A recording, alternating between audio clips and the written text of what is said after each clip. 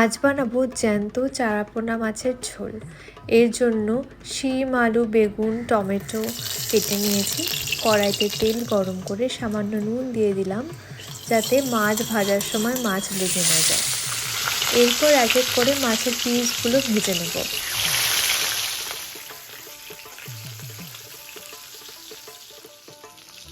আমি জানি যে আপনারা সবাই জানেন সবজি দিয়ে মাছের ঝোল কীভাবে রান্না করতে হয়, খুবই সাধারণ একটি রান্না।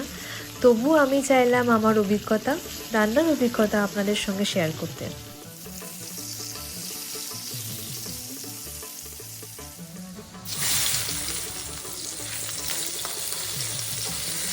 এবারে আমি কিছু বড়ি ভেজে নেব।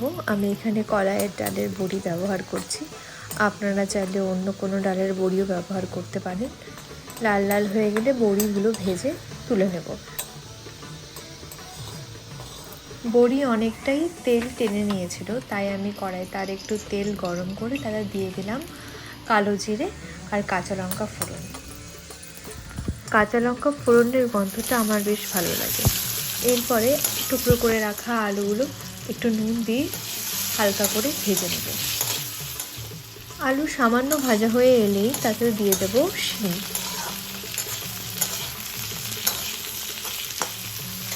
আমি আগে বেগুনগুলো ভেজে তুলে রাখতে ভুলে গিয়েছিলাম, তাই একটা ছোট কড়াই আলাদা করে তেল গরম করে তাতে টুকরো করে রাখা বেগুনগুলো একটু নুন দিয়ে লাল লাল করে ভেজে তুলে নেব। বেগুনগুলো আমি একসঙ্গে ভাজিনি, কারণ বেগুন তো খুব তাড়াতাড়ি সেদ্ধ হয়ে যায়, গলে যাবে। তাই যখন ঝোলটা হয়ে আসবে, মাছ যখন ছাড়বো, তখনই আমি বেগুনগুলো ঝোলে দিয়ে দেবো। শিম আর আলু ভাজা ভাজা হয়ে এলে তাতে দিয়ে দিলাম হলুদ গোলানো জল। শুধুমাত্র হলুদ গুঁড়ো আমি দিইনি, কারণ পুড়ে যায় তরকারি, তাই জলে গুলে ব্যবহার করছি। মশলাটা মোটামুটি কষে এলে এরপরে এর মধ্যে দিয়ে দেবো ধনেপাতা বাটা। এতে আর কোনো মশলা পড়বে না, যা ফ্লেভার ধনেপাতা বাটা থেকেই আসবে। বিশ্বাস করুন, এই রান্নাটা ভীষণ সুস্বাদু হয়। খুব কম মশলায় খুব সহজে এটা করে নেওয়া যায়। এরপরে একটা গোটা টমেটোর অর্ধেকটা টুকরো করে কেটে এভাবে দিয়ে দিয়েছি। এভাবে ঢাকা দিয়ে এটাকে কুক হতে দেবো। মোটামুটি আলু আর শিম সেদ্ধ হয়ে আসবে, আর টমেটোগুলো একটু একটু করে গলে আসবে। এভাবে ঢাকা দিয়ে দিয়ে কিছুক্ষণ আমরা রান্না করে নেব।